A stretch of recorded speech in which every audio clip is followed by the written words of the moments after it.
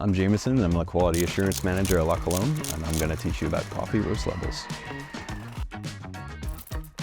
So the first thing we're going to talk about is why we roast to different levels. I like to think about it in terms of cooking.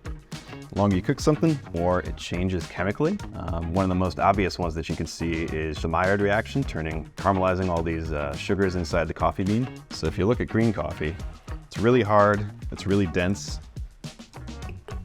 it's very hard to break. So you're not going to be able to extract very many of the good flavors of coffee out of this green bean.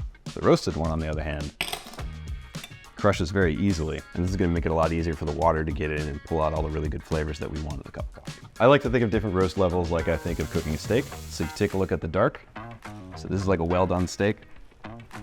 There's a lot of roast characteristic, there's some smokiness, there's a lot of sweetness. It's really approachable, it's really easy to drink. You still have a little bit of characteristic from the coffee itself, but a lot of these are blends. A lot of Corsica, Nizza, kind of our staples. And then if you look at the medium roast, so this is somewhere in between. Still a lot of blends, but a lot of single origin coffees taste really good at this roast level too. So this is gonna be like a medium steak. You still wanna preserve some of the flavor from the actual bean itself, but we do wanna add a little bit of sweetness and a little bit of caramel in the roasting process. The light roasted coffees are the ones that we think are really special.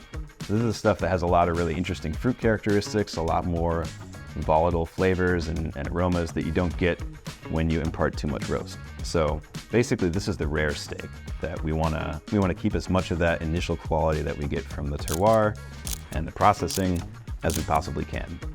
I'm actually drinking the Workshop Ethiopia right now, and it is delicious. And I can't stop drinking it even though I should, because I've had way too much today. So people ask a lot about the fluctuation of caffeine levels in different roasts of coffee.